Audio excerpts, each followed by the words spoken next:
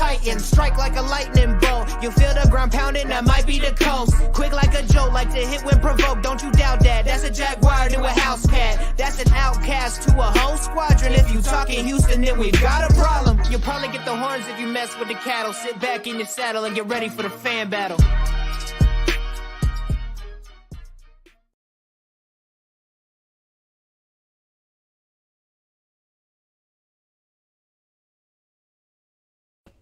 Sunday night. Of course, we're coming live to you on Sunday nights when we don't have an active football season. So this is the kickoff episode of season 5. I can't believe it. We did it.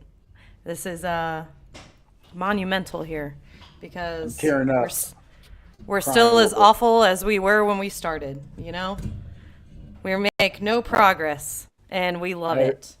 If it's not broke, don't fix it. You know what I mean? Exactly. Well, I'm going to introduce our commentators for this evening. We do have a very special guest with us. And before we introduce him, I will introduce the ones that you all love. Representing the Titans, we have RJ Ellison. How y'all doing? It's just another beautiful day out here. Without AJ Brown, though. Without AJ Brown, I don't know. And Hellman. Representing the Jaguars, we have Josh Allen, the second best Josh Allen. No, we've been through this. In the offseason, Josh Allen goes back to Kentucky, so I am the number 1 Josh Allen in Jacksonville in the offseason. So we'll take it. In the Colts, we have Harish Nukala. No, we can't even hear him. We can't even hear you. See? Let's see, look. That's how awful your volume is. Just as good as your team. That's how much noise the Colts are gonna make this season. Yep, there you go. What's up? Hey, he finally showed up like the Colts did. Who still haven't shown up, by the way. So guys, coming back from my new company, new home. I hope y'all are doing well. And representing the Texans, we have Matt Briggs. I'm here. Let's do it. Good, short and sweet. That's the way I like it. Always. And we have with us a very special guest tonight. We have Hall of Fame writer John McClain. He currently writes for GallerySports.com. Mr. McClain, how are you doing this evening? I'm doing great, guys. Thank you very much. So we had some technical difficulties before the show. So Mr. McClain is you might see his voice not matching because he's on via phone, but he is with us on video. So make sure you guys are commenting in the comment section. For those of you watching, give this a heart and a like. And if you have any questions for Mr. McClain as we go, let's do it. So to kick it off, I just want to say that I hear that the man, the myth, the legend, Mr. Mattress Mac. And I just love that man. My mom lives in Houston, and I started following him, and I'm a Jaguars fan. I'm a non-biased host, but I'm a Jaguars fan, diehard Jags. I just love that man because after what he did for the people during the hurricane, I just have nothing but respect for him. I actually tweeted him. I can't remember when it was with VT. Me and VT were from the Texans fan battle. We're tweeting with him, and what a great guy. How is he in person? I'll tell him you said that. I work for him. I was retiring after 48 years in this business, 45 to Houston Chronicle covering the NFL. And as soon as I retired on March 31st, they called me up. Thought I got an idea I want to talk to you about.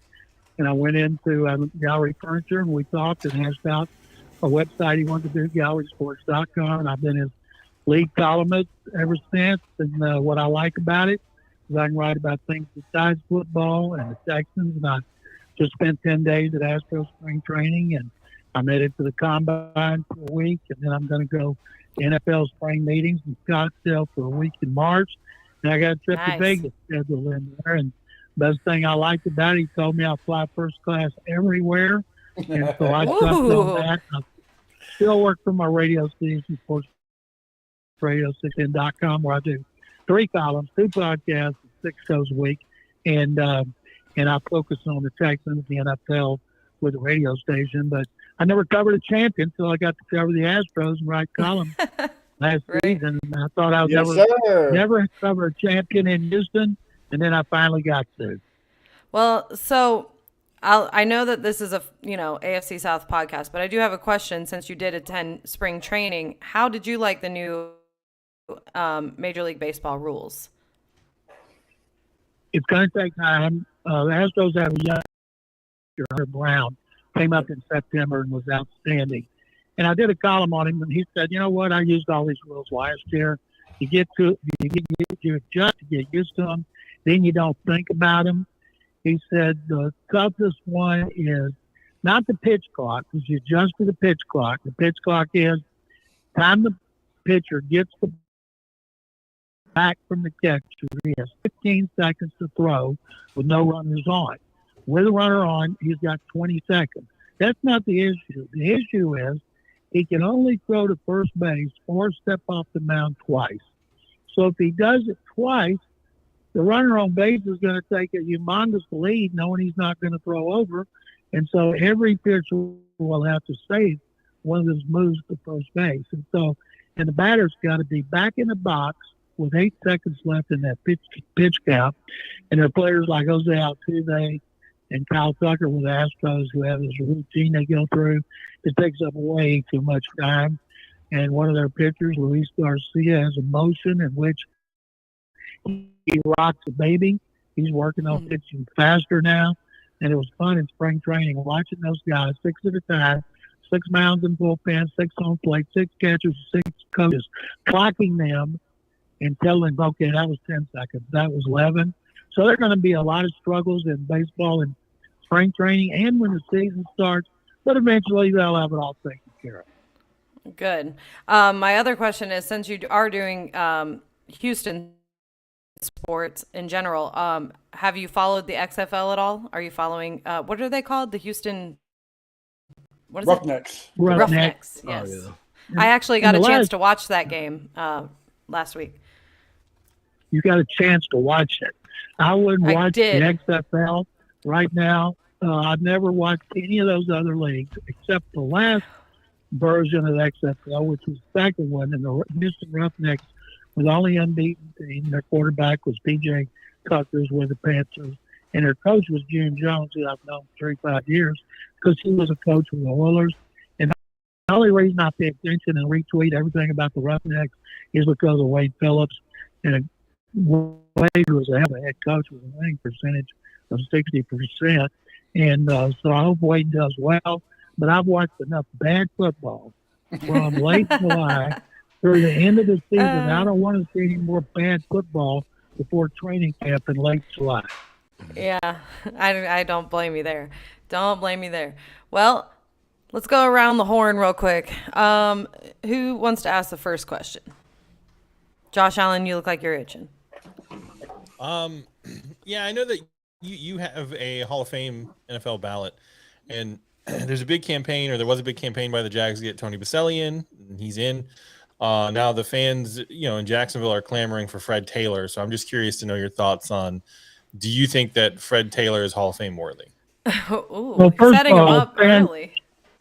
A big push has nothing to do with it. It doesn't matter what talk shows do, what people say online, what teams do behind the. We don't pay attention to that. We get bombarded constantly, and there's 48 of us. I'm also on the seniors committee and the coaches committee, and we're bombarded by fans and media people all the time. And when it's a year-round process, Fred Taylor, the guy that bombards us the most is Pete Prisco, who covered them from their inception, and he was pushing Tony Baselli. And Pete likes to think, yeah, he had something to do with it. And the reason Tony got in, and I always told Tony, just be patient, because your career didn't last long, but neither did Terrell Davis and 5 or 6 others. Last year, when Tony got in, we did not vote in any first-timers. We said, look, we got guys that we need to take care of. Thank goodness. Tony was one of them, because when Tony was healthy, and it wasn't long, but he was as good as any offensive tackle I've ever seen, other than Anthony Munoz, who is the greatest left tackle in NFL history. But Tony was close. As far as Fred Taylor, Fred's got the numbers, I'd say yes, he's deserving. But man, there's a lot of running backs out there that played on Super Bowl winners like Roger Craig, and they've all got good numbers. And I'll say this about Taylor. Other than Bo Jackson, I can't remember a big back with the kind of speed that Fred showed.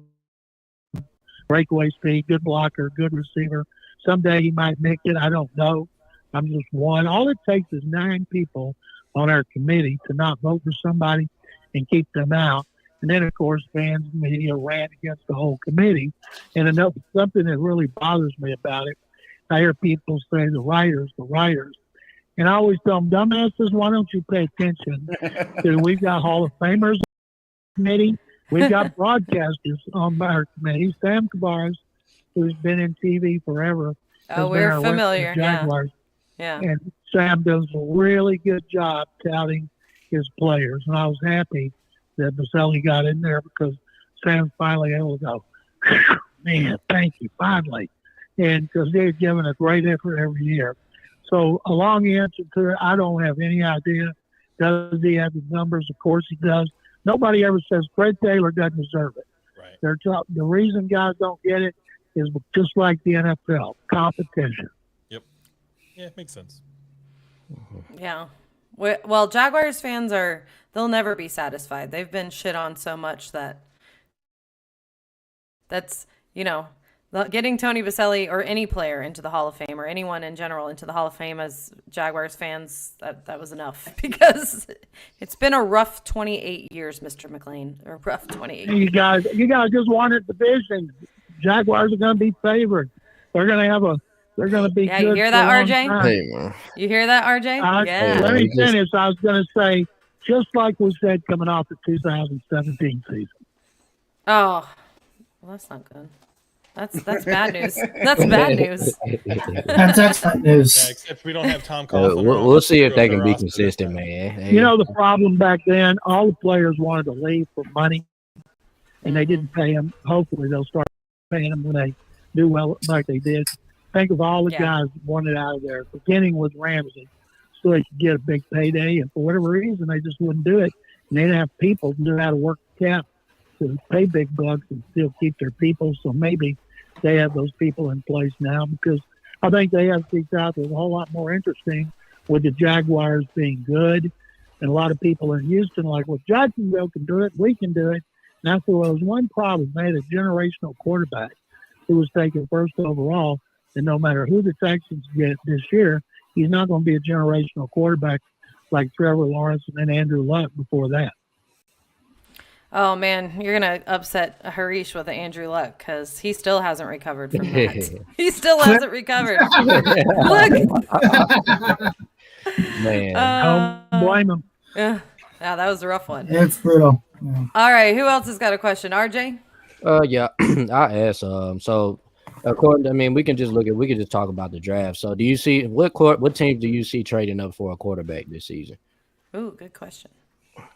I think Chicago's got to be really careful with the first pick because they want to get the Texans at 2 and the Colts at 4 to get into an AFC South bidding war. And so say they make the trade with the Colts, and we're never going to know who the Texans and the Colts have rated first. It could be Bryce Young, it could be C.J. Stroud, could be Will Levis. All this is said and done. And now people are trying, ever since they started seeing Anthony Richardson in shorts and T-shirts making all these great throws, his stock's going up, which just blows me away because every year scouts do that. They got all this tape the players ever had, but they care more about what they look like in shorts and T-shirts, throwing against the air with no pressure and nobody covering the receivers. But say the Bears, who obviously want Jalen Carter or Will Anderson Jr., because they can use both immediately. Say they go to the swap with the Colts take a quarterback, and we know Arizona 3 is going to take Carter or Anderson. Well, what if the Texans at 2 decide to trade down a little bit? Somebody trades up to get Carter, and then the Cardinals take Anderson, and then therefore the Bears wishing they had not made that trade because they lose out on one of the 2 best players in the draft, and it'll be Carter or Anderson. I've never seen a draft, and I go back a long way with drafts in which there was going to be so much BSing about this and that, leaks to the national media, and they could, may, and the truth is nobody has a clue. And that's why it's going to be so much fun. So intriguing. My personal opinion, I watched every game Alabama played. I watched most games that Ohio State played, and I wanted Bryce Young for a long time. I know how high on him Bill O'Brien is, and a friend of mine who does talk shows in Tuscaloosa for 30 years said he is the single most impressive Alabama player to ever come through here. And those are good endorsements, but if he shows up in combine and he's 5'10" and 195, a lot of people are going to take him off their board. There's never been a quarterback taken in the first round who weighed less than 200, and I'm told he's been working like crazy with a nutritionist, trying to get up to 210. There's nothing he can do about his hair. Kyler Murray tried that, growing his hair out, acting like it hurt when they mashed it down to measure him. And he measured 5'9.5", but he was 207, and then he had to go back to losing weight. So, but Bryce Young is at least 200, maybe 205, and he's 5'11". I don't think anybody will have a problem taking him at number 2 or number 1. Well, I'm praying that he's under 200 pounds because I need him to drop. So we can go ahead and take down these little Jaguars. He ain't dropping that far. No way. Yeah. So are you saying that Bill O'Brien's, you think the influence from Bill O'Brien still? I heard you mention something about Bill O'Brien. Yeah, Bill O'Brien loving coached him for 2 years, coached Yeah. for the Heisman Trophy. And then last year when they didn't have the skill position players they had the year before, or that C.J. Stroud had. Stroud had great receivers both years. This time next year, Marvin Harrison is the best player in the country. Now, he's not going first overall. That'll be a quarterback like Caleb, what's his name at USC? My mind's gone blank. Bill O'Brien, when he coached, Caleb Williams. When Bill O'Brien coached there, his problem wasn't coaching. His problem was when they let him be GM and start getting rid of all their best players. That's what took we had an ongoing joke on the podcast during Bill O'Brien's time that he was the coach, he was the chef, he was the personal trainer. We had a list of jobs that Bill O'Brien did for the Texans. So yeah, that was our running joke for the longest time. But so Harish, you got a question? Yeah, I guess we're gonna stay on top of the draft stuff. Obviously, lots of movement in the division. Titans have a new GM. Colts have a new coach. Texans have a new coach. Lots of personnel, front office stuff.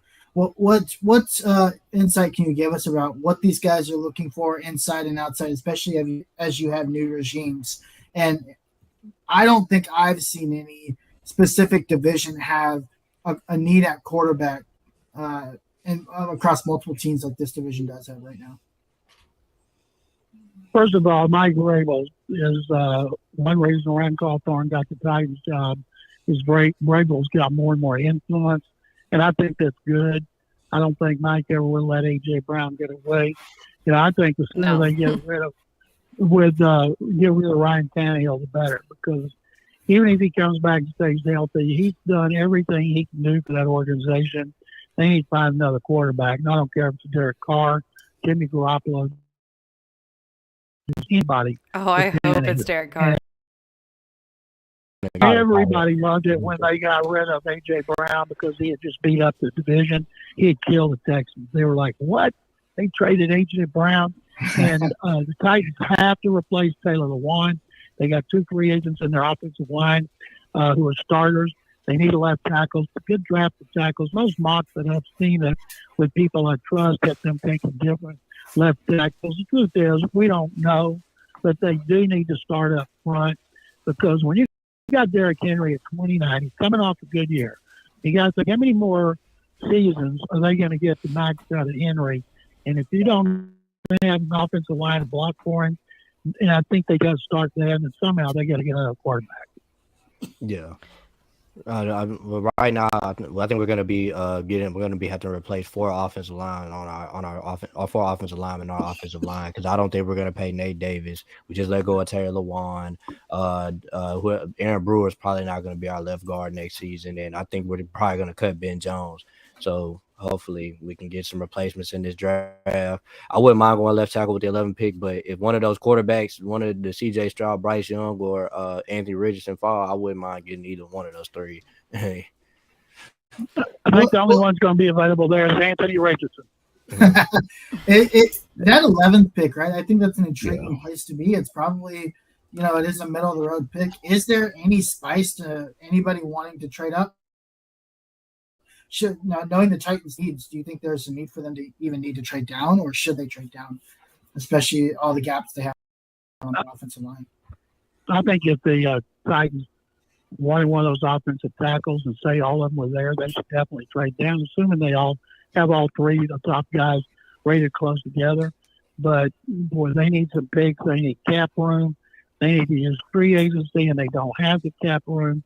And they're kind of in a difficult situation. And it's I don't know what they're going to do at quarterback. Maybe they stick with Tannehill. I just don't know.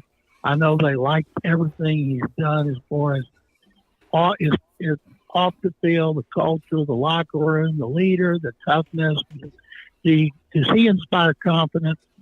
Does Ryan Tannehill inspire confidence that he can beat people with the receivers that he has? No, the only person there who inspires confidence is Derrick Henry. And if they don't put some people around him, he's just going to keep getting beat on and taking punishment. And over the end of the year, that's a lot of wear and tear. And I don't care if you are 6'3" and 248. You're gonna be the next Earl Campbell, beat down and can't walk no more. Yeah. Let me tell y'all something about Earl Campbell you don't know.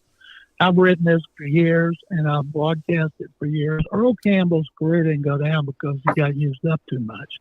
In his last season of 1983, coming off a strike year in 82, he had almost 1,400 yards. And in the next training camp in 84, they had swapped wide receivers, Mike Renfro for Butch Johnson with the Cowboys. And Butch Johnson was famous for doing a California Quake end zone dance. It ended with him doing the split. So, Oilers at training camp. Back then, they let the media go just about anywhere we wanted. Today, we get shot if we left our little place down in the corner. And I would go climb up high in the coach's tower because most of the time the coaches weren't there, not see everything.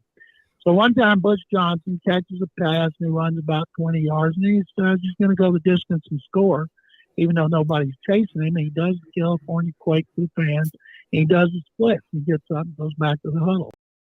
So a while later, Earl Campbell decides he's going to do the same thing. He goes down the left sideline, gets in the end zone, starts the California Quake. Everybody's laughing like crazy. He does the splits. Oop, he tore his meniscus. Ooh. They had to help him off the field.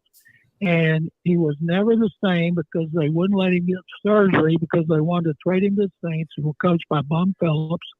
And they traded him to the Saints for a number 1 pick. It turned out to be a cornerback, Rich Johnson, who never lived up to expectations. But Earl's career ended because of his knee, not because he was overused. And people don't, I don't know how many times I can write it or tell it because I was there and witnessed it, and I know how they treated him until they traded him in October, and that's why his career ended. Now, after his career, he found out he had a congenital spinal defect, and he had to cut him out of a car and undergo like 10 hours of surgery, and he's still not right. Oh, okay. That's a lot. Very, very cool story. Did not know that. Yeah, I didn't know that dropping either. knowledge. Yeah. Truth bombs. Well, Matt, our resident Texans fan and former Oilers fan and Astros fan and all the Houston things fan. Right. You got any questions for Mr. McClain? Yeah, I actually got a couple. He's like, let me pull out my legal pad. Number one. You came on the Texans fan battle with me, BT, and Crenshaw, and you already, you told D'Amico when they played in Houston in the preseason, congratulations on being the head coach. What do you expect D'Amico first year? And my second question, is no receivers got into the Hall of Fame this year. So do you think there'll be multiple next years with Reggie Wayne, Andre Johnson, Torrey Holt, and Devin Hester? Andrew,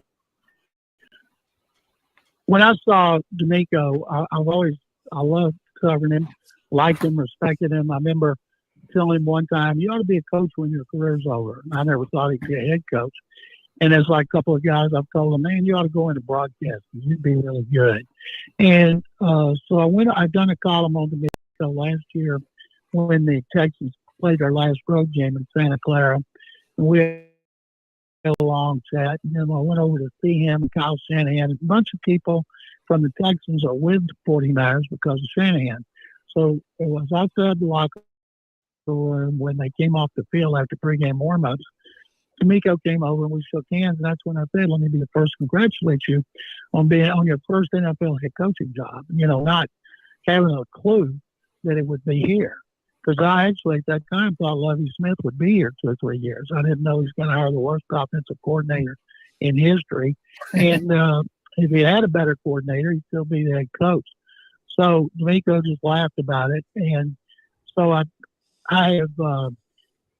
The way this goes back is everybody wanted D'Amico because he was a hot coordinator. The Broncos scheduled an interview on Thursday before they played the Cowboys. Texans had one Friday. Panthers were interested, and he told his agent, Jimmy Sexton, tell him thanks, no thanks. And he had interviews on these with the Colts and the Cardinals. And after he got off of his interview with the Texans, he told his wife, he said, "We're going on to Houston. That's where I want. I don't want any of these other jobs." He told his agent, Jimmy Sexton, call them and tell them, "I can't do those interviews because I'm preparing for the Cowboys," which he was. But this was Friday night, and so Sexton told him, and it got out that he had said that. And then I subsequently found out that Nick Caserio and Cal McNair and Hannah McNair's wife, and there were other people in on the interview. But when they got off, Caserio, who didn't know D'Amico, and Cal did because he was there every day at practice when D'Amico was playing. And Caserio turned around and said, "We got to get them in here. We got to get him in here, and we can't let him leave." Both guys were just blown away.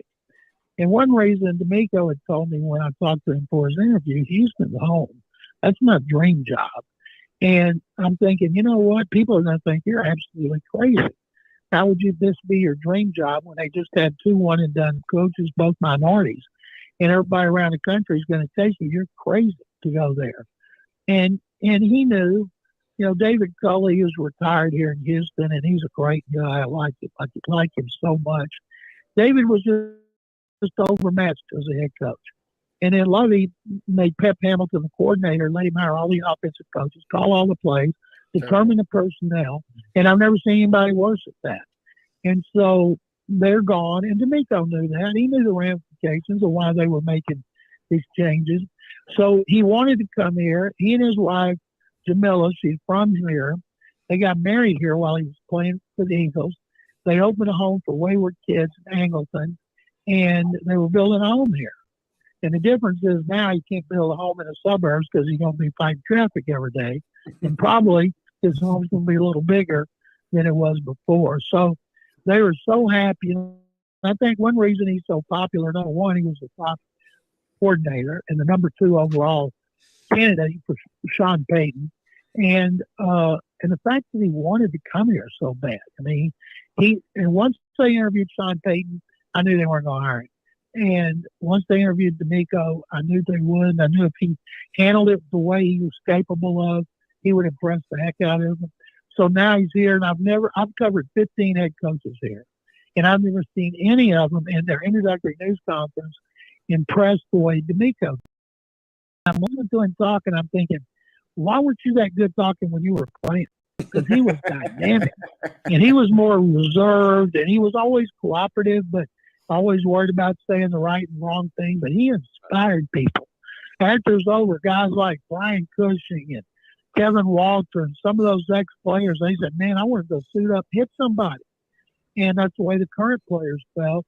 Now he's got his staff put together, and everybody wants to know about his offensive staff. And I'm kind of surprised that he didn't hire an ex-NFL coach to be there as a special advisor. I was wanting to hire Kubiak. And because he's going to be on game day, he's going to get advice from somebody who's been in that situation because he's only been a coach for 6 years. And Bobby Slowick, who he's been with, D'Amico was with from 2017 through 22 with Kyle Shanahan, and Kyle was with for 3 years with Washington. Everybody thinks he's going to be really good. I wrote a column on GallerySports.com with Kyle talking to me about Slowick on the record, and then I talked to him off the record, and listening to him talk about Slowick and how this past season was the best offensive season Kyle has had in the NFL. And he says it's not a coincidence that Bobby was my main guy. And so I'm fired up about him. And D'Amico looks like he'll call the defenses, which I've learned through the decades. I want a head coach focused on the game. I don't want to be distracted by calling plays. But D'Amico is the best defensive play caller on the staff, and we'll see how that works out. You know, Bill O'Brien and Romeo Crennel have been a head coach twice, and David Culley had Romeo Crennel, and I just think that's good to have guys like that. Maybe they'll end up hiring somebody like that. But right now, that's the only thing I see on that staff that I question. All right. Now, what's your thoughts on the receivers in the Hall of Fame? Last year in Andre's first year, and I presented him to our committee, and he made the cut from 15 to 10. The next cut is 10 to 5. And if he makes the hot 5, he's going to be in the Hall of Fame. He didn't make it. Reggie Wayne and Torrey Holt didn't survive the first cut. This time, Andre Johnson, Reggie Wayne, and Torrey Holt all survived the cut from 15 to 10. And then none of them made the 5. Everybody says on our committee they all deserve to be in the Hall of Fame, but we're never going to take 3 receivers. Usually, we're not going to take 2. And I don't care if they did it in the order in which they've been waiting. Torrey Holt has been waiting the longest, Reggie Wayne second, Andre third. I don't care, but we don't do things like that. It's going to be hard because of that reason. If just one of them will make it, then it might help break that logjam. But I told Andre, I want to be honest with you. It's going to be hard as long as all 3 of you guys are finalists every year, which you will be, and then Larry Fitzgerald's coming up, and he's going to be a lot.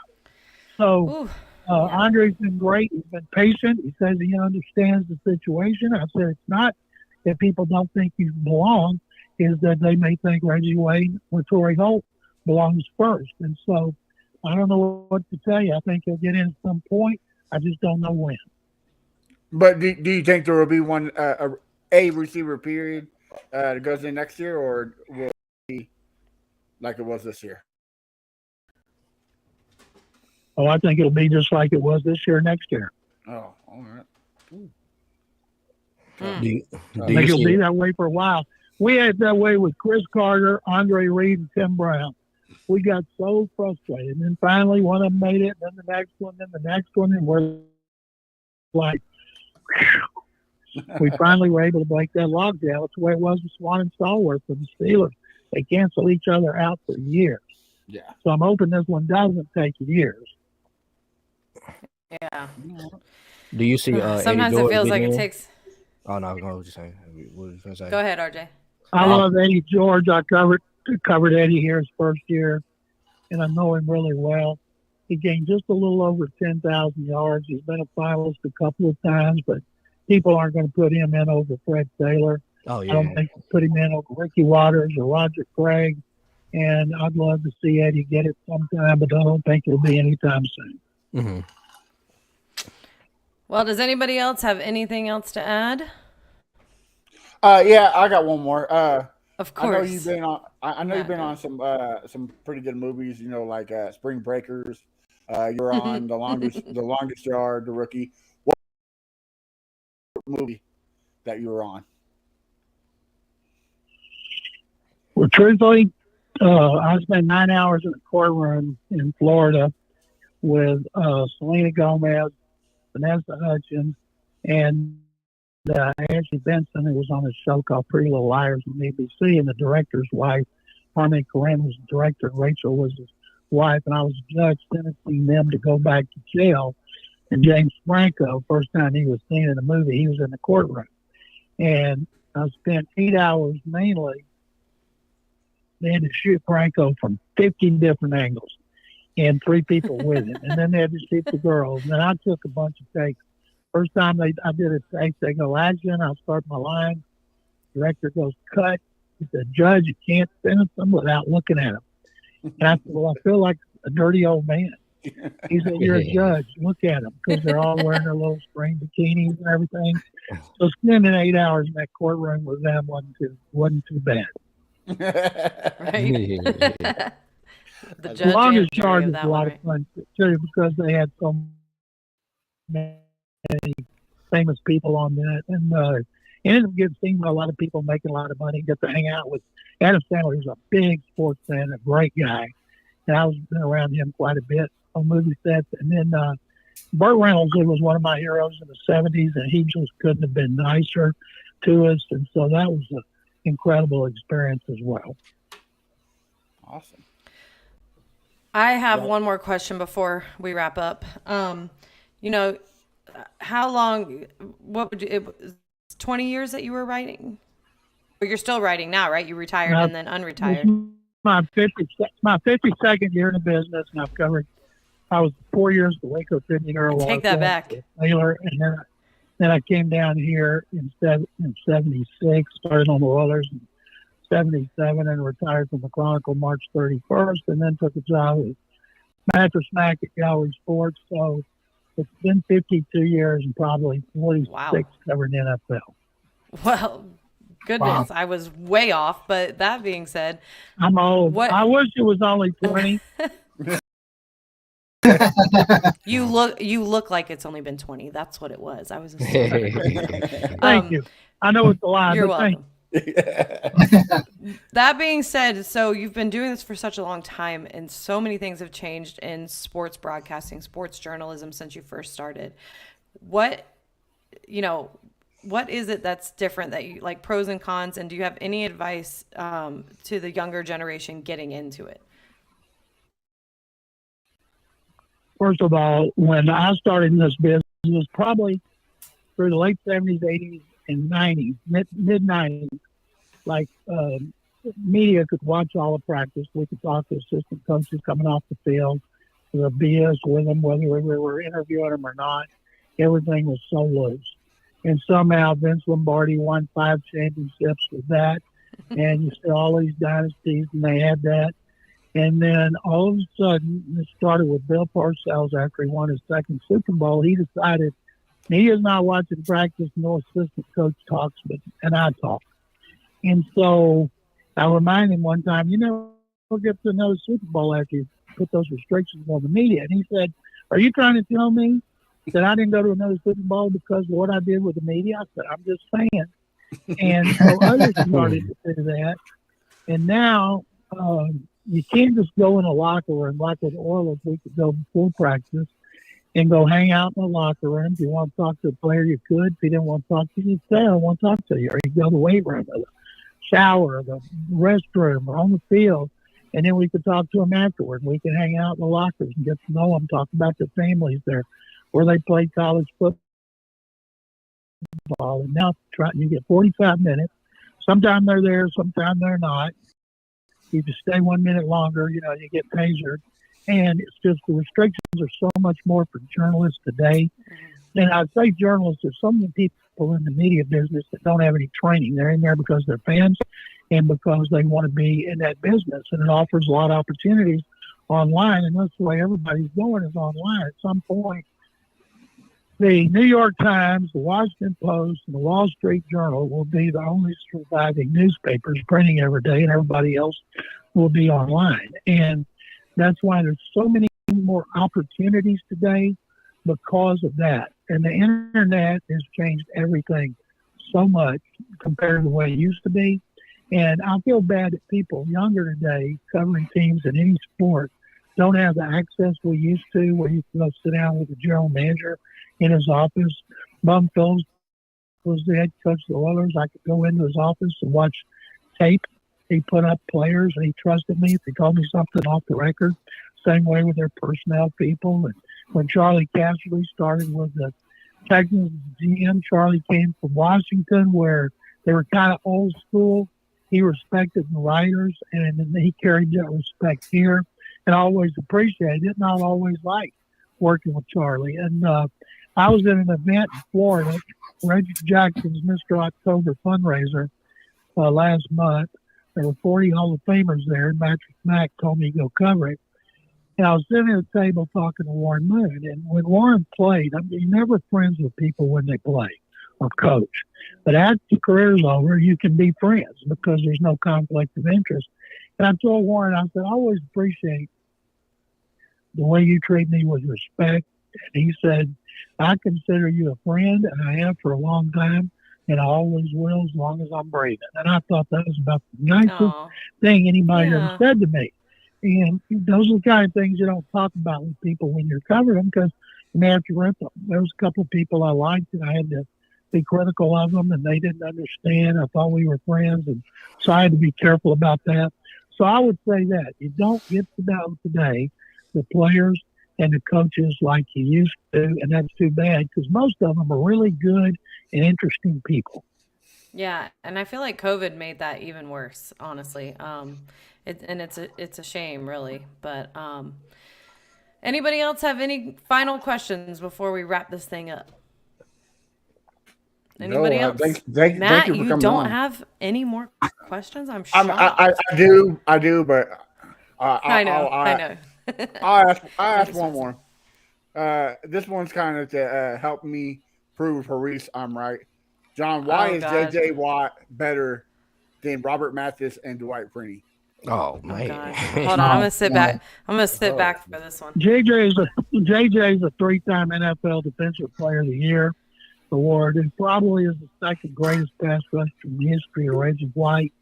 And Dwight Freeney is a great player. Mathis was a good player. And one of the things about them, they were drafted by Bill Polian because they were smaller and quicker because Polian knew with Peyton Manning, Edgerrin James, and Marvin Harrison, and Reggie Wayne, and Dallas Clark, they're going to score a lot of points. And they're going to be ahead in third and fourth quarters. So the opposing team wasn't going to run the ball a lot. They were going to throw it. And he wanted those ends come flying off the edge, put pressure on the quarterback, and that strategy worked great. And I don't think Robert Mathis will get in the Hall of Fame. I think Freeney will, but Watt will be a first ballot inductee. Well, I withhold comment on Robert Mathis, but anyways, he don't like me very much. Mr. McClain, tell us where you're at now. I know you told us at the beginning of the episode, but to wrap it up, where do we find you? How can we find, do you have Twitter? Where's all your good stuff at? All the good stuff. My Twitter is McClain _on_NFL. I'm approaching 152,000 followers. So anybody wants to follow me, that's how you do it. I work for GallerySports.com, and as Mattress Max says about delivery, it's free. There's no paywall like newspapers. And I work for SportsRadio610.com where I write, and I'm also on there 6 times a week, as well as weekly radio shows in Nashville, Knoxville, Las Vegas, San Antonio, and Waco, my hometown. Nice. Well, I will actually be in San Antonio this summer, so I'll make sure I'll be listening while I'm there. I'm on ESPN affiliate every Thursday at 5:30. 5:30 a.m.? No way. 5:30 p.m. Okay. I was gonna say, John, we might have to record that one. I'll listen later because I'm not gonna be up at 5:30 a.m. All right. Me either. Everyone else, tell us where to find you. Josh. Okay, Alan. go ahead. Josh Gives Up on Twitter. It's where you can find me. It's the easiest place to get a hold of me. All right, RJ. You find me on Twitter at _ the RJ Show, or you can find me on my podcast, Titans Coliseum. I got the shirt on, so Harish. You can find me at the Uncle Gandhi on everything spelled right. Here. Oh, there it is. You can find me everywhere, mostly on Twitter, but you can find me everywhere else. Matt. And of course, you can find me on the Texans fan battle on Wednesday nights and A1 Day One Texans everywhere. And you can find me on Twitter at Sammy Football with an I. Make sure you tune in next week. We're gonna do same time, same place, Sunday at 9:30. We're gonna do division updates. And make sure you follow us on TikTok, Twitter, all the goods. Make sure you follow Mr. John McClain on Twitter. And we thank you so much for coming on. It was such a pleasure to have you on here with us and answer our questions, as annoying as they may be. And we appreciate your dedication to sports, because 52 years, that's mind blowing. That's man, I love it. So I appreciate your dedication. It's my pleasure, guys. Nothing was annoying. Anytime you need me, just let me know. And I hope you guys have a great week. Yeah, we'd love to have you back on. Thank you so much. Sam loves all right, Jalen Ramsey, guys. don't forget. Oh, no, every time. See y'all next week.